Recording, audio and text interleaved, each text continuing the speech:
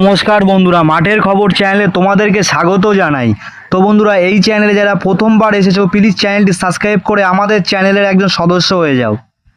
তো বন্ধুরা, আজকের যে নিউজটা তোমাদের সঙ্গে শেয়ার করতে চলেছি, আসন্ন ফুটবল মরশুমের ঢাকে কাঠি পড়ে গেছে, আর লাল হলুদ মশাল এবার আরও জোরদার জ্বলে ওঠার জন্য তৈরি। 25শে জুলাই থেকে শুরু হয়ে যাচ্ছে এশিয়ার সবচেয়ে পুরনো ফুটবল টুর্নামেন্ট ডুরান্ড কাপ। আর এই টুর্নামেন্টকে পাখির চোখ করেই এবার কোমর বেঁধে মাঠে নামছে ইস্টবেঙ্গলের মেন টিম। আপনারা অনেকেই জানতে চাইছেন মেন টিম কবে থেকে পুরোদমে প্র্যাকটিসে নামছে। ম্যানেজমেন্টের সূত্রের খবর, জুলাইয়ের প্রথম সপ্তাহের পর থেকেই ধাপে ধাপে প্লেয়াররা কলকাতায় চলে আসছেন। ভারতীয় প্লেয়ারদের ফিটনেস টেস্ট আর হালকা গা ঘামানোর সেশন ইতিমধ্যেই শুরু হয়েছে।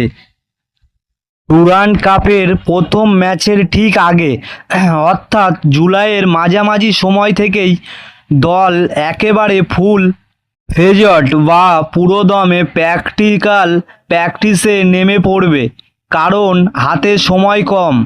আর 25শে জুলাইয়ের প্রথম ম্যাচেই সমর্থকদের জয় উপহার দিতে মরিয়া দল।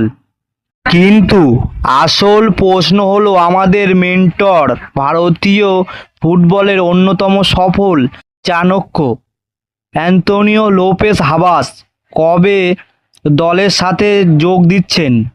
আইএসএলের এই হাই প্রোফাইল কোচকে নিয়ে সমর্থকদের মধ্যে উত্তেজনা তুঙ্গে।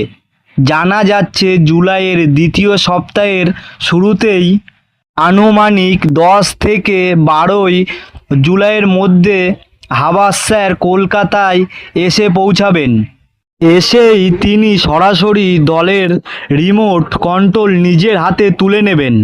তার মগজস্ত্র আর কড়া শাসনেই ডুরান্ড কাপের চূড়ান্ত রণকৌশল সাজাবে লাল হলুদ ব্রিগেড। নতুন বিদেশি রিক্রুটমেন্টদের সাথে দেশি প্লেয়ারদের কম্বিনেশনটা হাবাস কিভাবে তৈরি করেন, সেটাই এখন দেখার।